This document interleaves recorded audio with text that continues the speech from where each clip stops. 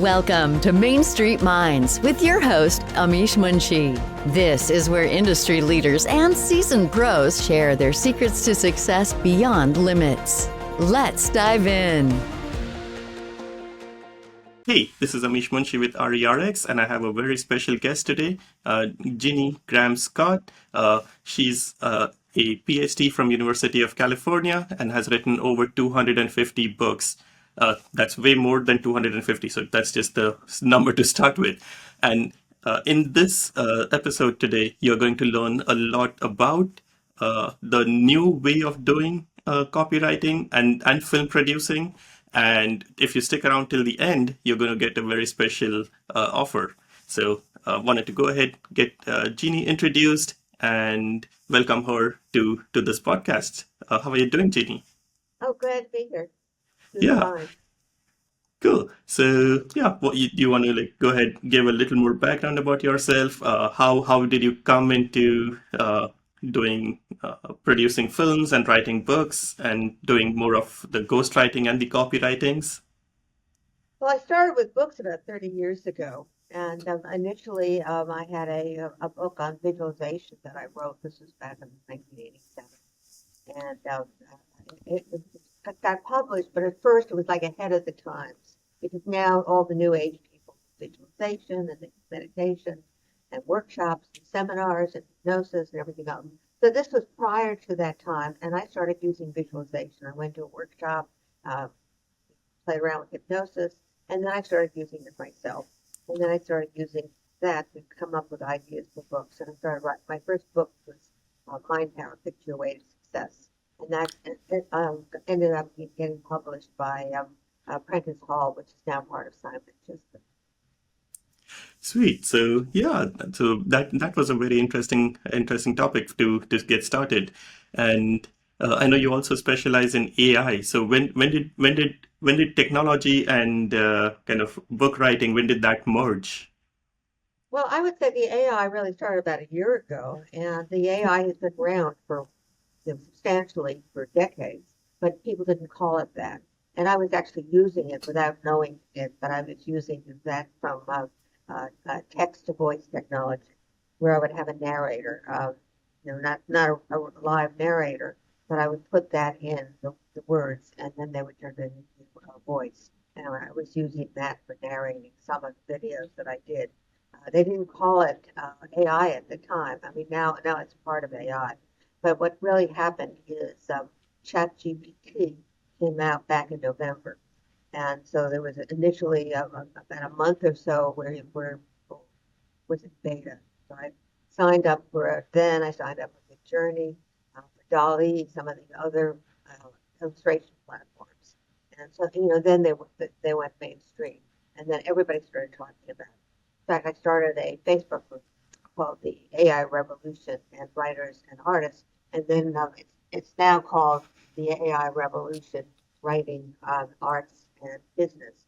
And the main reason for that is because although I write about scams and I've written several books about scams, this was a scam I didn't know about on Facebook, where somebody could steal your email and they put in a new email for your account, and then you get a notice that came from Facebook. And I thought it was just a scammer trying to scam me with this announcement that, is this your email?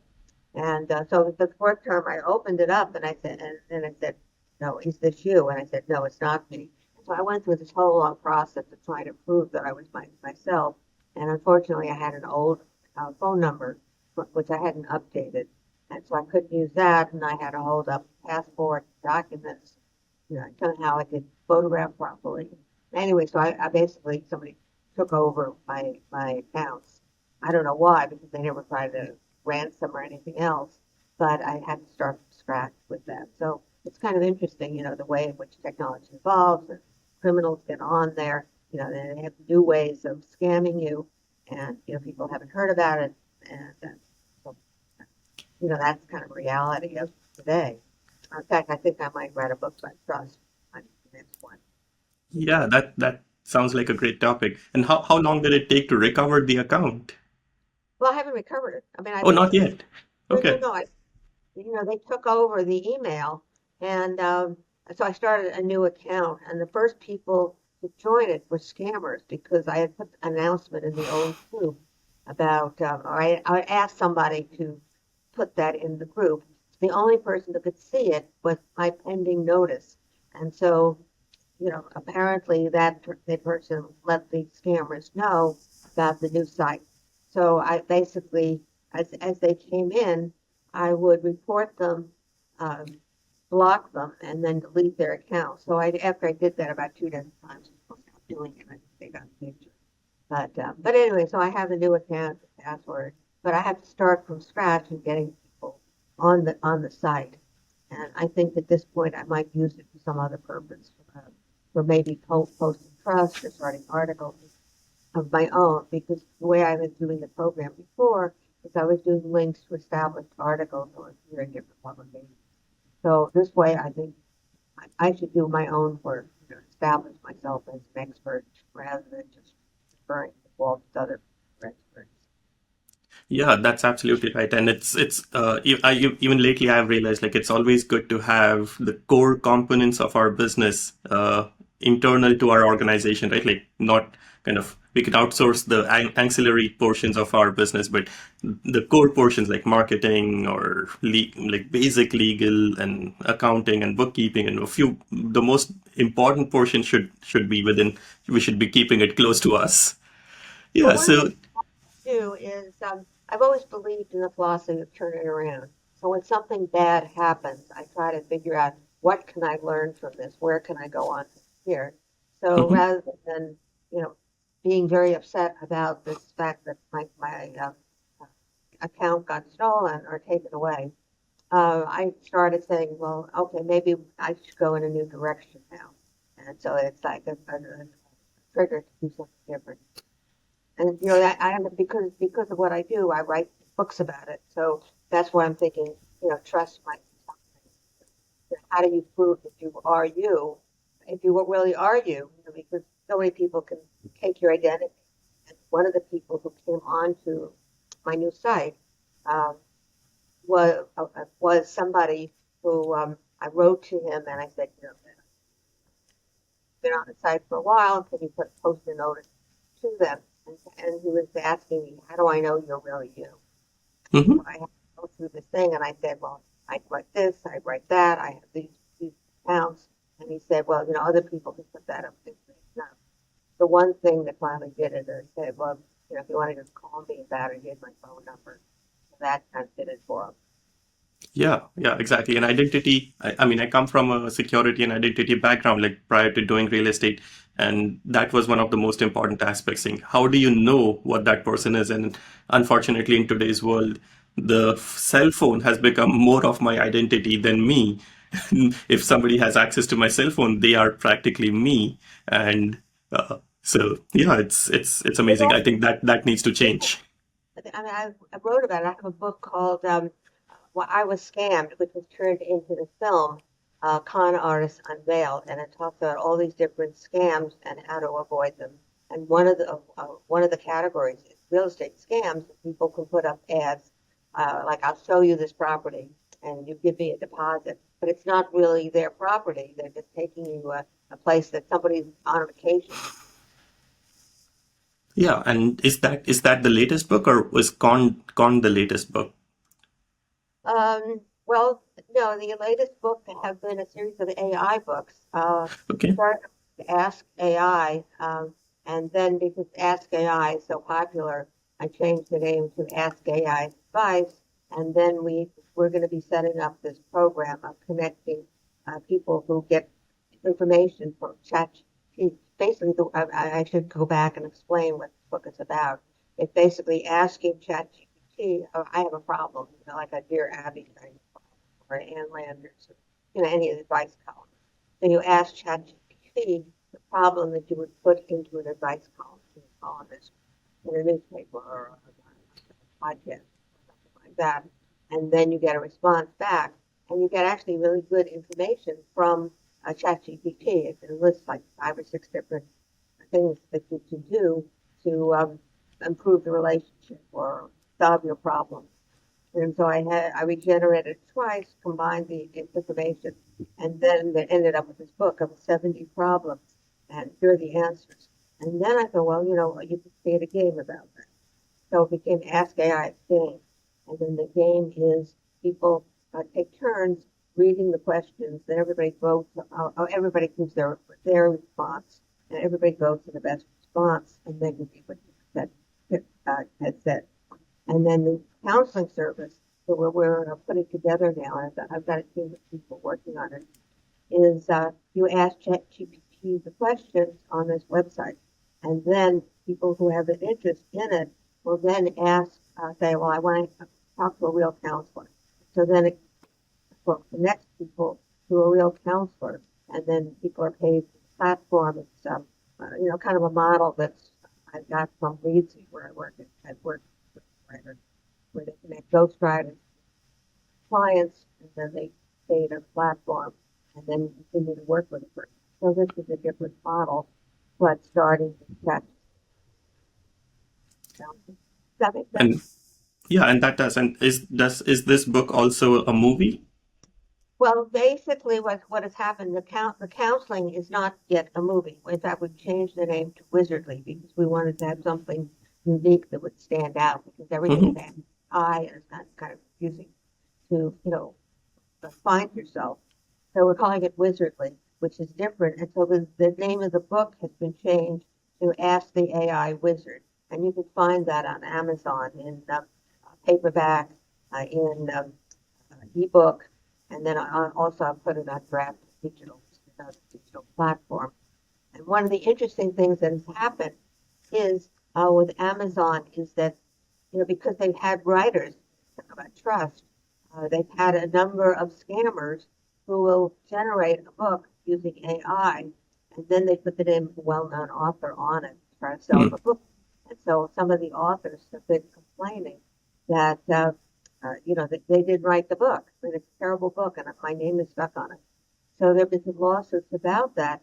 So what's happened now is Amazon is tracking down on publishers who have real authors. So I'm a real author trying to publish my book through J. Michael Publishing, which is a publishing company, through a client that created a publishing company. And so when I try to publish my books now through him, even though he published a book of mine before on Ukraine, photographs I took, they ask him, to send in contracts. They want to have proof that I really wrote the book, and he had been very good at following through. So in some cases, basically got blocked. So I have them on my account, and I think what we're going to do in the future, we're going to set up an AI book publishing company. But people will then use their own account on Amazon to publish the book, but then we link to his account, because otherwise he's going to have to go through that each time to prove that author really gave it. So Yeah. it goes back to the whole thing of trust of, who do you trust? And everybody's sort of acting as if people aren't real. Yeah, I think identity, it all boils down to identity, saying how do we know who the person is and how do we verify that it's the right person doing the right thing?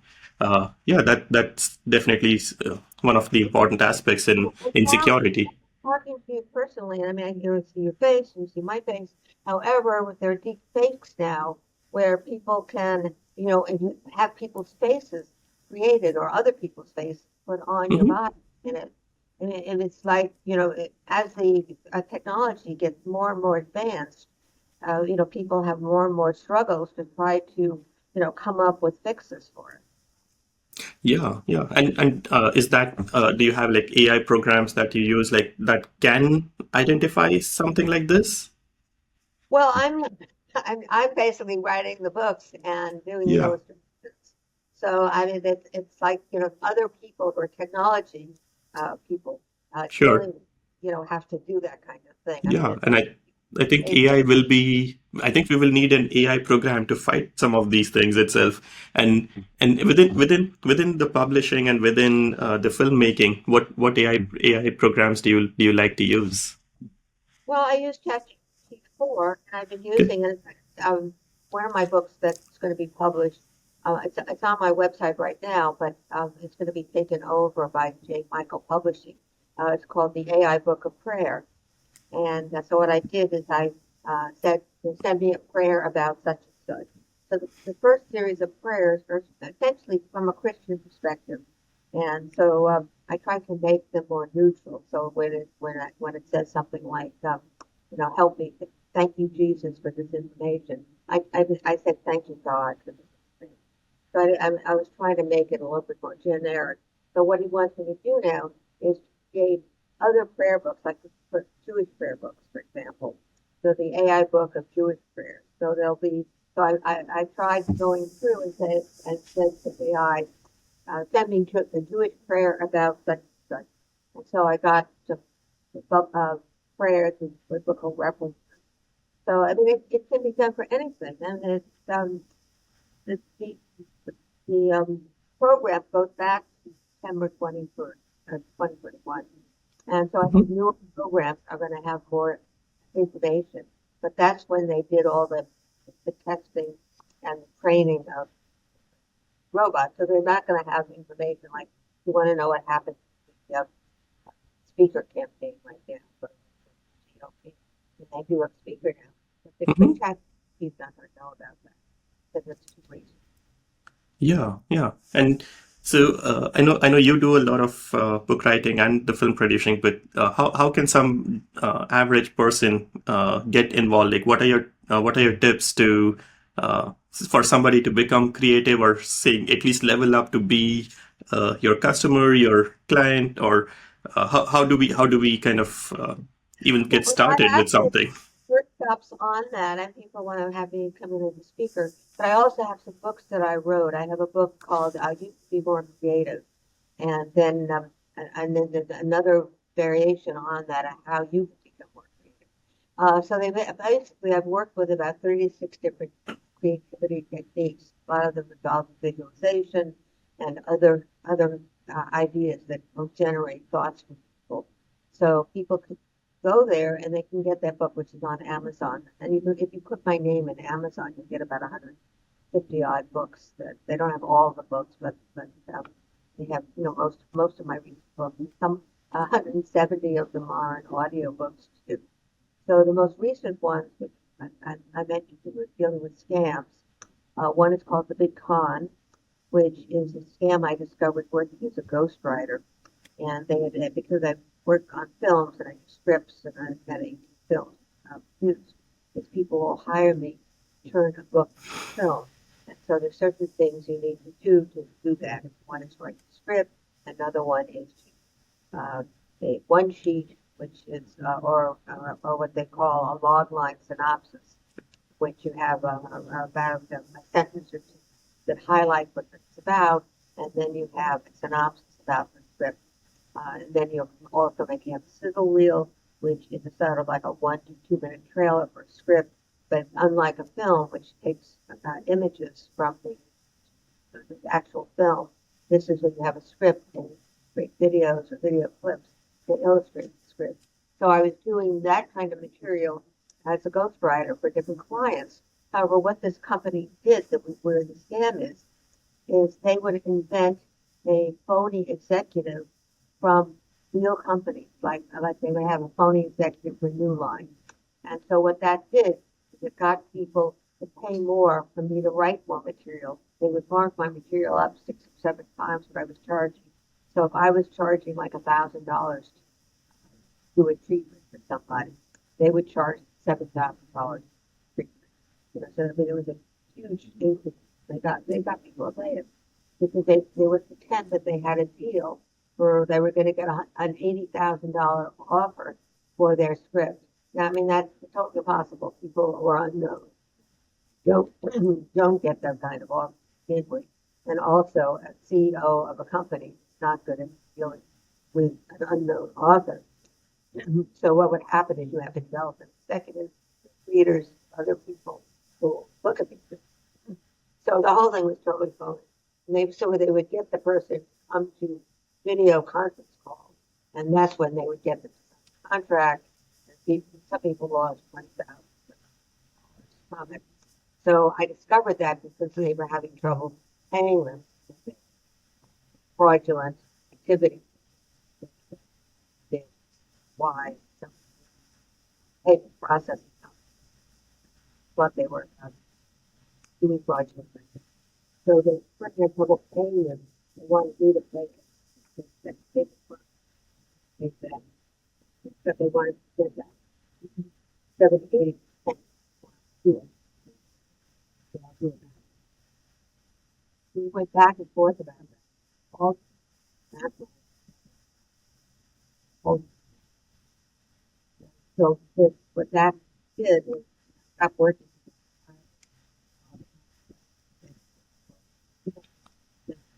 Client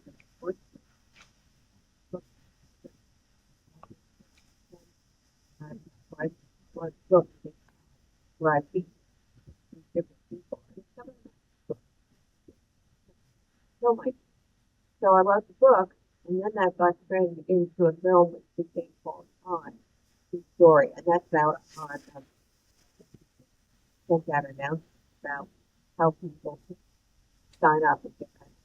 I mean, it's not and how people buy the film. So anyway, the film came out on a true story, and 7 of the people who were in the book were in the true story, and then we sold it to Bravo, put it out there, and then the book I was scammed because I got interested in scams that happened to people.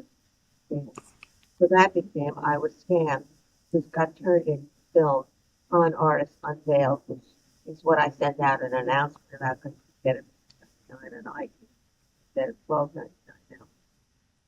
Yeah, that's amazing. So we definitely Podcast comes out, but because it's only 25th, 29th of October. sweet. Yeah, looking forward to it next. It's what, Sunday? What? Yeah, it's on Sunday. It's coming up right here. Cool. What are some of the kind of personalities that make somebody successful? Like what is there like like dog type personality or anything specific that helps somebody becoming successful? Well, people can become successful in all different ways. I mean, in fact, everything I did a book about it. I have a book about dog personalities where you can get your dog type. And, if you're familiar with the DISC system, color profiling, or the Myers-Briggs system, and they all divide people into 4 different categories of you have the leader role, you have the social person, you have the researcher type, and the helper. So what I did is I put dog characteristics on each one. So the German Shepherd is the leader, the Pomeranian is the social person, the Border Collie is the researchers, serious type, the Border Collies are really smart dogs, and then the Golden Retriever is sort of like a helper dog, really sort of a very friendly dog. So you can pick other dog types, but those are really popular ones. So I had workshops. I had workshops on people select their dog type. They had meetings with other people who sent similar dog types. So anyway, so that was published by Waterside Productions. And what's your dog type? What type of dog are you? Yeah, and is there a specific personality that helps somebody becoming successful? No, I mean people become successful in different ways. So somebody who is a more of a researcher type or a nerd type, they become very successful in setting up businesses. Like I mean, FFX. I mean, they would sort of scam people, but to set up that system, there's a film now on Netflix, which is from a Japanese film called Trillions Game, and there's these 2 people who are connected, and together they make a good team. One is this very outgoing personality who lies and cheats and exaggerates, and he's just very, very charismatic. And then the other person is the engineer type, creates the platform. And so you need both to make it successful. So people can be successful in different ways. And when you talk about being personable and being, out there, that's sort of the extroverted the German Shepherd type.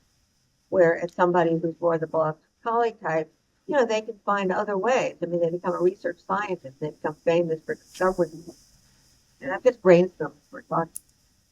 Yeah, makes sense. Yeah, so it depends. It depends on kind of somebody applying their correct personality towards kind of setting up their right goals and working in the right direction based on their personality.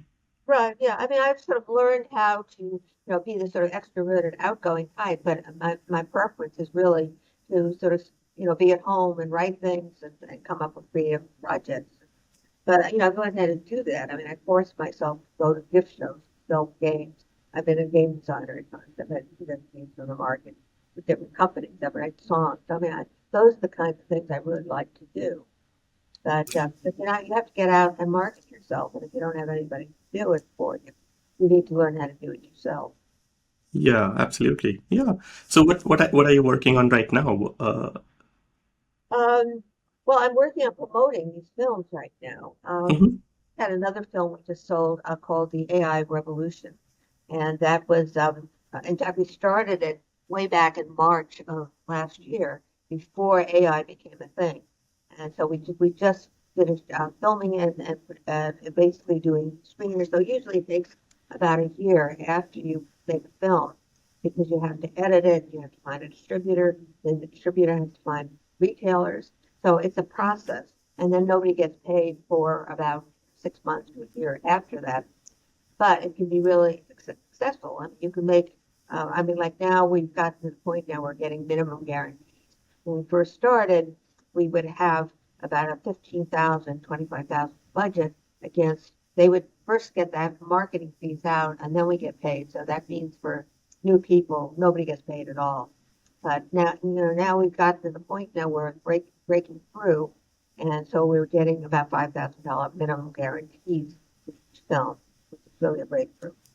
And so, our next film, we can ask for more, especially if this film is really well.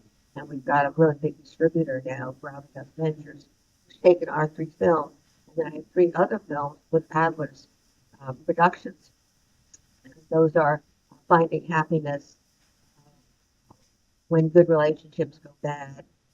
And then the third one. But anyway, those are just coming out at the A event, so they're not quite out yet. But they will be pretty quickly. Sweet, nice.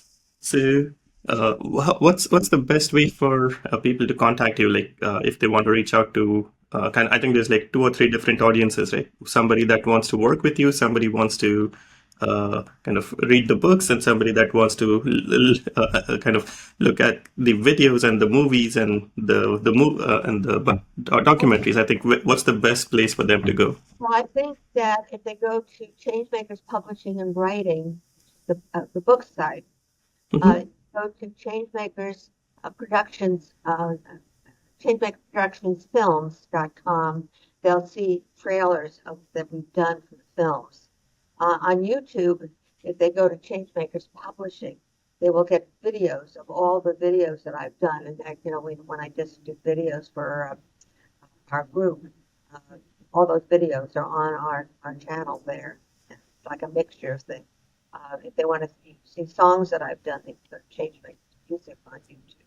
And I have about 150 songs there. I do the lyrics and I work with somebody who does the recordings.